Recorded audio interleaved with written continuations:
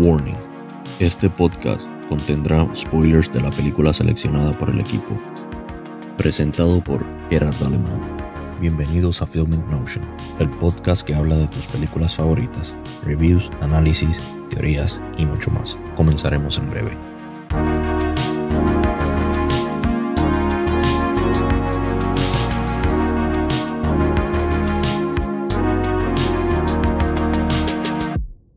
Hola, hoy vamos a estar analizando la película de Tin Man con la actuación de William Powell, Myrna Loy, Maureen O'Sullivan, Nat Pendleton, Mina Gunbell, entre otros. Aquí estamos en otro episodio de esos que veo películas durante el fin de semana y las discuto para ustedes.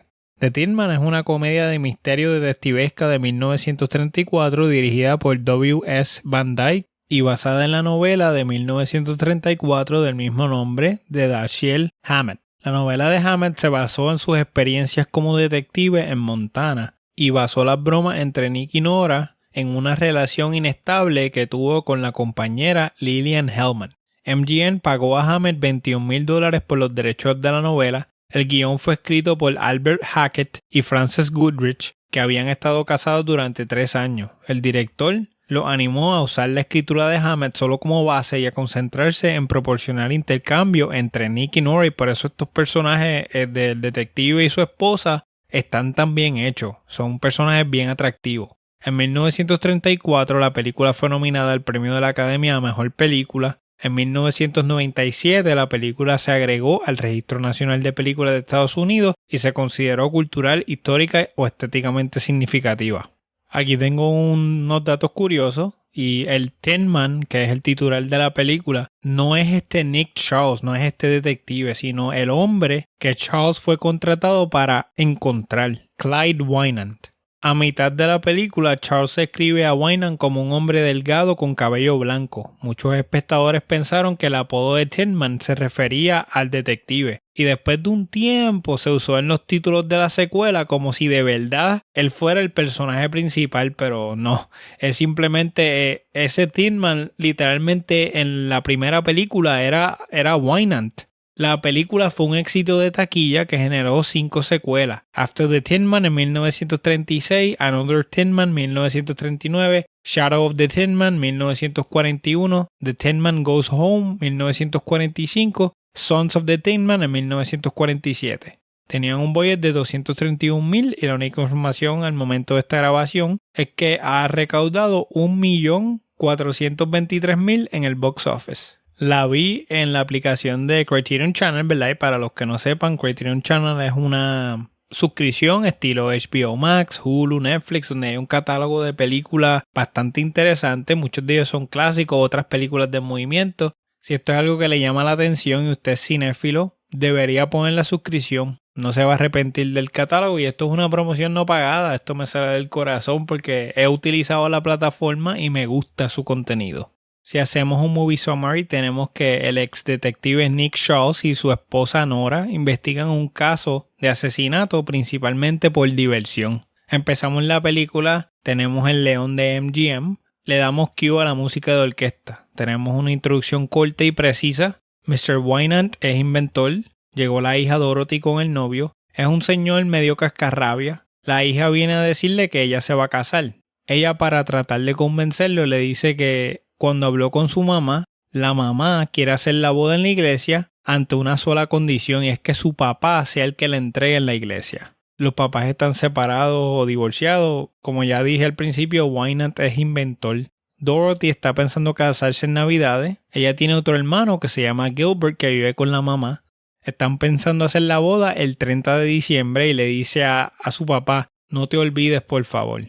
Supuestamente hay rumores de que ellos se divorciaron porque el papá estaba saliendo con la secretaria. Lo único que el papá tiene en agenda es un viaje que tiene pautado y no le quiere decir a nadie. Su abogado quiere saber a dónde él va, pero él no quiere dar ninguna información. Desde esta escena nosotros sabemos de que Wynant tiene mucho dinero. Y esto es un elemento bien intrigante, como que decir, yo me voy en un viaje pero nadie va a saber. Tiene que haber algo detrás de eso. Él sale de su negocio y va en busca de unos bonds que tiene, o sea, de un dinero para hacerle un regalo a su hija, y no los encuentra. Pensó él, quizás Miss Julia Wolf los tiene. Entonces va a visitarla para buscarlo.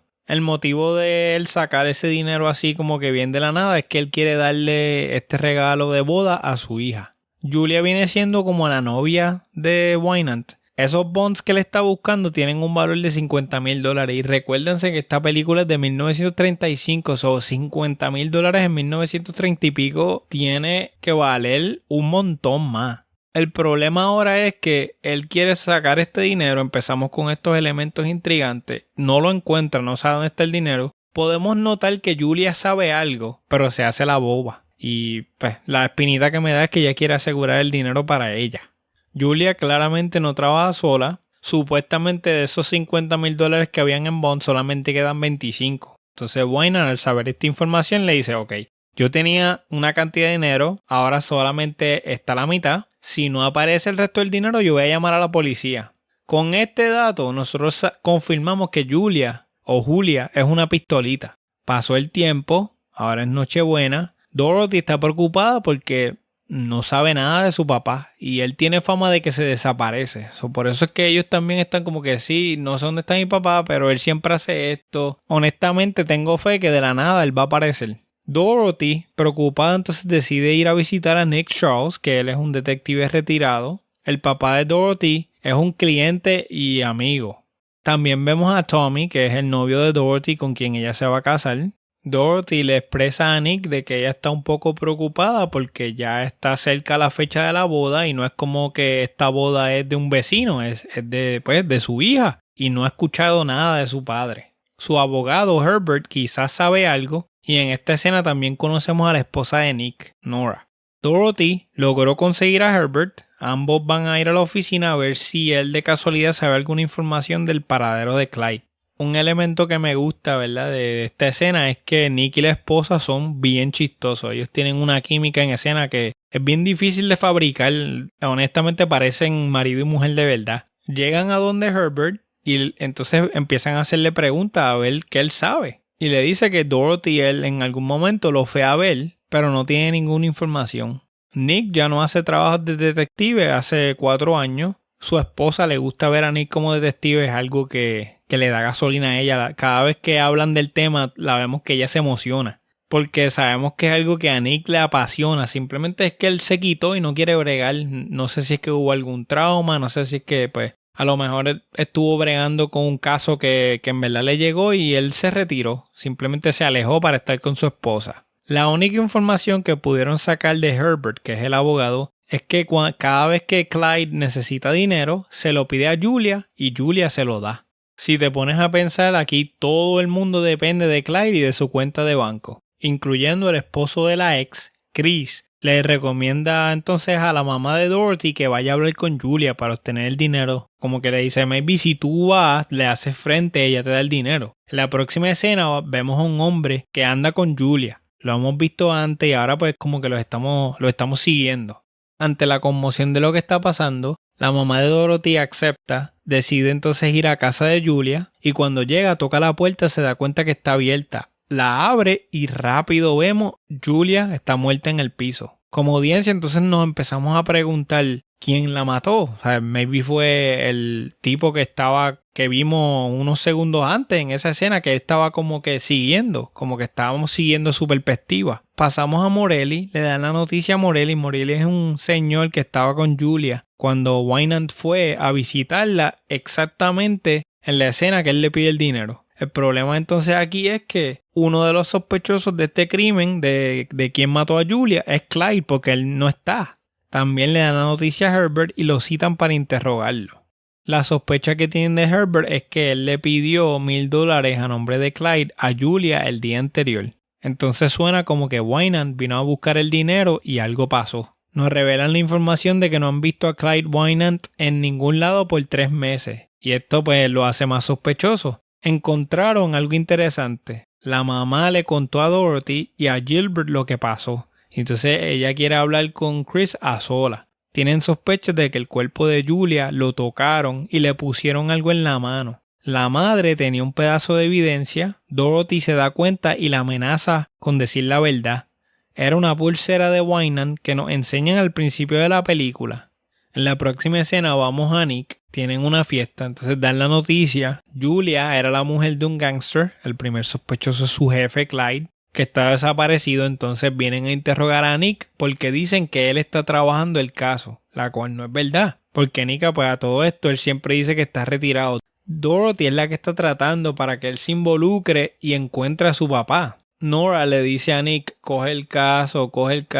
Cada vez que hablan del tema, ella vuelve otra vez y dice, coge el caso, por favor. Y él pues no se quiere involucrar. Vemos en esta escena, ¿verdad?, que hay un montón de gente en la fiesta. Piden comida. En esto pues llega Dorothy a hablar con Nick. Y ella le confiesa que fue ella la que mató a Julia. Pero Nick no le cree. Y le dice, tú me estás diciendo esta información porque tú estás protegiendo a alguien. En eso llega Mimi, que es la mamá de Dorothy, y se encierra en el baño. Llega también Gilbert a la fiesta. Mimi quiere saber dónde está Clyde. Habla con el abogado, que también estaba en la fiesta, y él no le quiere dar ninguna información, no la quiere ayudar. Ella le pide ayuda y le suplica a Nick que la ayude. Pero Nick no está interesado porque ya por séptima vez él ya está retirado y no quiere bregar con nada, no quiere meterse en este problemón. De momento suena el teléfono y es el tipo que vimos la noche que Julia murió para hacer una proposición, pero enganchó. Está todo el mundo borracho y cantando. Nora le dice que ella cree que él debe ayudar a Dorothy porque es un caso importante. Nick está bien seguro de que Clay fue el que mató a Julia y Dorothy sabe la verdad pero lo está protegiendo. Dorothy se niega a creer que su padre es culpable. Ya más tarde en la noche, alguien viene a hablar con Nick, tocan la puerta, se tiene que levantar y es Morellis. Morellis le apunta con una pistola porque quiere dejar claro que él no fue el que mató a Julia. Nick lo que le dice como que para que él se tranquilice, me estás dando información que yo no necesito porque yo no estoy investigando nada. Llega la policía, Nick le tira a Morellis con la almohada y trata de desarmarlo. La policía entra, Nora está en peligro, Nick para protegerla le da un cantazo así ella se baja, cae al piso y se desmaya por el cantazo que le dio. Entonces la policía intercede y se llevan a Morellis. Nick explica luego de que Morellis vino a su casa para testificar de que él no fue que mató a Julia, pero las cosas pues se salieron de control. Buscando en la gaveta encontraron un revólver que trajo Dorothy. Ya podíamos ver las intenciones de Dorothy si el plan no le salía positivamente. Nora le regaló a Nick un BB gun de Navidad y Nick le regaló un reloj a ella. Herbert fue a ver a Nick. Aquí en esta escena tenemos una revelación y es que Clyde le envía una carta preguntándole a Nick si cogería el caso que hable primero con Herbert. Clyde está en Filadelfia supuestamente. Ya con esto sabemos que Clyde es inocente y que no lo hizo. Una observación que tengo es que Nick bebe mucho y esta gente no duerme tampoco. Cada vez que vemos esta escena son como a las 2 de la mañana y ellos están como si fueran las 3 de la tarde y la gente entra y sale del apartamento de ellos también. Llaman a la casa, aparentemente Clyde trató de cometer suicidio. Ya sabiendo entonces esta información, Nick decide coger el caso finalmente. Él cree que Clyde es inocente y que esta información que nos acaban de dar de que Clyde trató de suicidarse es embuste. Simplemente pues está como sospechoso, pero Nick está convencido de que él no lo hizo, que Clyde no tuvo nada que ver con este asesinato.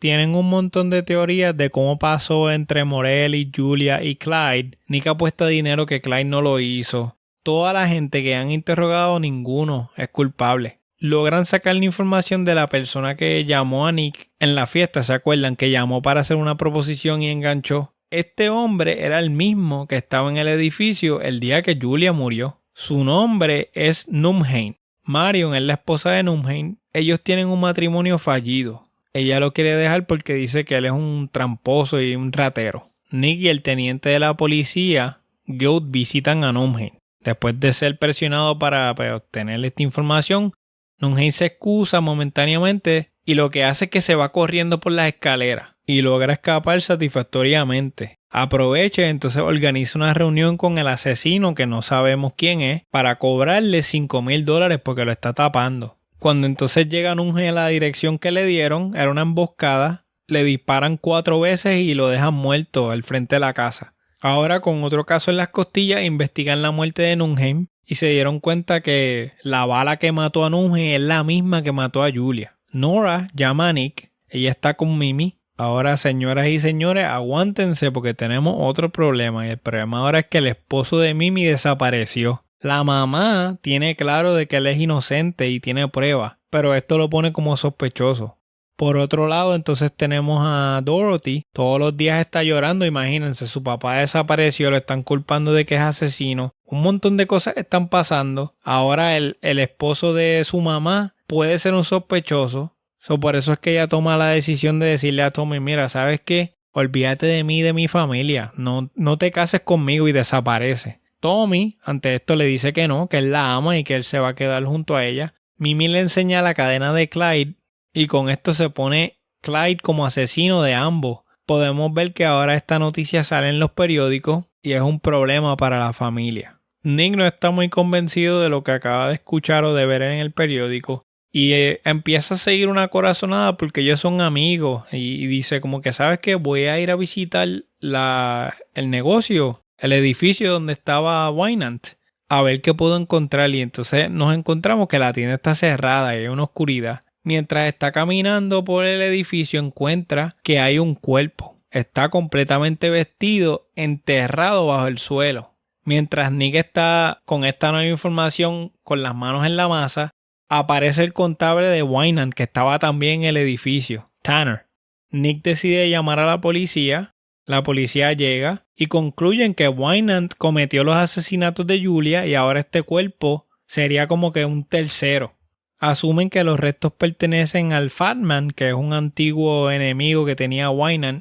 En un momento dado ellos cuentan que el Fat Man trató de robarle una invención a Wynant y por eso tenían este roce. Sacan la conclusión de que es él porque él siempre vestía ropa grande y tenía una hebilla en la correa con una R, que es la primera inicial de él. Pero podemos notar que Nick no está convencido con esta conclusión y lo que hace es que invita a todo el elenco de sospechosos a una cena en la casa. Ya él sabe, por tanta información que ha recopilado, según han ido donde él a hablarle, quién puede ser el sospechoso, pero aquí lo va a confirmar. Se supone que en la cena entonces él va a empezar a hacer preguntas y el asesino va a quedar expuesto. Mientras está investigando, Nick acompaña al médico forense que está investigando el cuerpo que acaban de encontrar, toman una radiografía y teorizan de que la ropa se plantó para ocultar la verdadera identidad de la persona que murió. Porque la radiografía reveló que había una vieja herida de guerra en una pierna, exactamente la misma lección que tenía Clyde Wynant.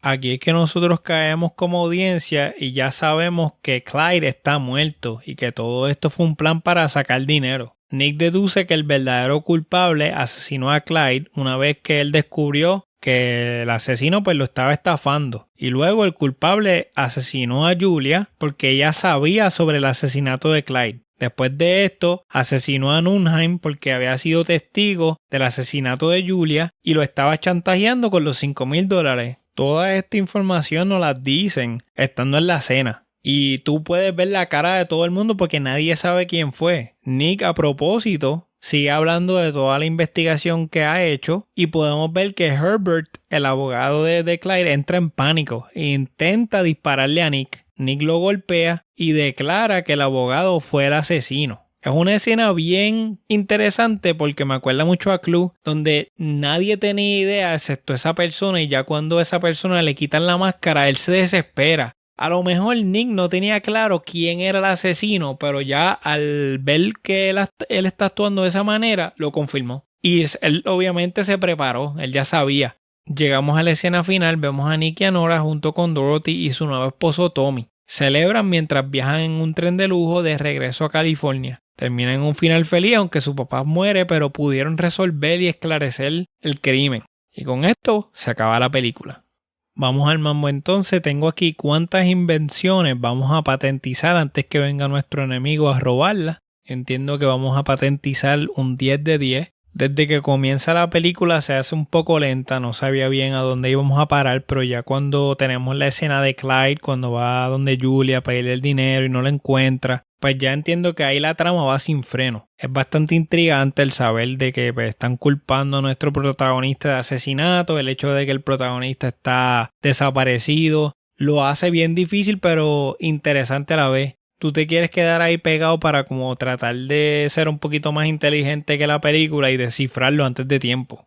Más aún me sorprende cuando pues llegan y encuentran el cuerpo en el taller de Clyde y nos duermen diciéndonos, no, es que el cuerpo que nosotros conseguimos es de un enemigo, es de esta persona que trató de robarle unos inventos, porque tiene la misma ropa de él y ahí como que nosotros como audiencia pues decimos, pues está bien, pues mira, fíjate, lo resolvieron. Inclusive hay prendas de ropa que confirman. Como ya cuando Nick entonces se da cuenta de que es Clyde y que lleva meses muerto, esto a mí me voló la cabeza porque alguien se está haciendo pasar por él, están enviando estas cartas, lo hacen ver como que él es sospechoso y que desapareció, luego desaparece un par de gente a la misma vez, eso es como que un lleve y trae, tú tienes un tren de emociones y no sabes qué verdaderamente pensar.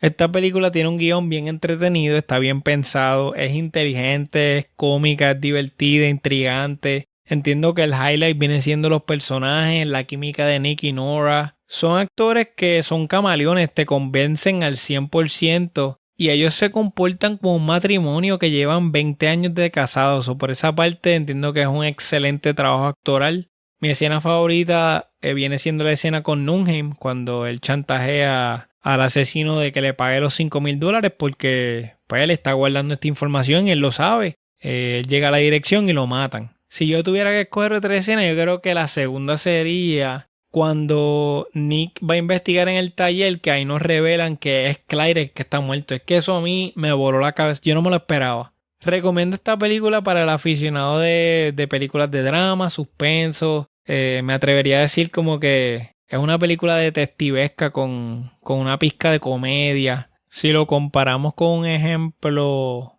moderno, yo diría como Knives Out o Glass Onion. Si te gustan, ¿verdad?, las películas de acción detectivesca con un poquito de comedia. También hay momentos adrenalínicos. Yo te la recomiendo. Es una película que se puede ver en familia. No creo que esté en plataformas regulares como decir Netflix o Hulu, pero podrían chequearla. Definitivamente la volvería a ver con una persona que a lo mejor no la haya visto. A ver si pueden descifrar el crimen antes que Nick lo descifre. Y la otra razón por la cual la vería otra vez sería por la química entre Nick y Nora. 2 razones nada más para verla. Nick y Nora, elementos detectivescos, o ya te di 2, pero si te doy más, crimen intrigante, dinero envuelto, una femme fatal que termina muerta y 2 personas que son matrimonio pero en la vida real nunca lo fueron. Ya con esto acabamos, 10 de 10. Gracias por escuchar este episodio del podcast, espero que les haya gustado. Nos pueden escribir un email a filmingnotionpodcast@gmail.com o seguirnos en las redes sociales como Filming Notion Podcast en Facebook. Suscríbanse, den su review en la plataforma favorita. Nos pueden escuchar en Podbean, Spotify, Apple Podcasts, Google Podcasts, Podchaser, Listen Notes y la página oficial. Como siempre les digo, hasta la próxima. Se cuidan, los quiero mucho. Gracias por el apoyo. Hablamos luego. Gracias por escuchar este episodio de Filming Notion. Esperemos que le haya gustado el podcast. Las películas revisadas aquí son propiedad de los titulares de los derechos de autor y no se pretende ninguna infracción al mismo. Este podcast es editado por Gerardo Alemán. La narración oficial de Filming Notion es traída a ustedes por Gustavo Alfonso. Nos pueden seguir en las redes sociales en Facebook como Filming Notion Podcast. También nos pueden visitar en nuestro website www.filmingnotionpod.com para más información de nuestros invitados, episodios ya publicados y proyectos futuros. Y no se olviden de dejar un review de 5 estrellas en Apple Podcasts, Spotify y volver la próxima semana para otra interesante selección. Hasta la próxima.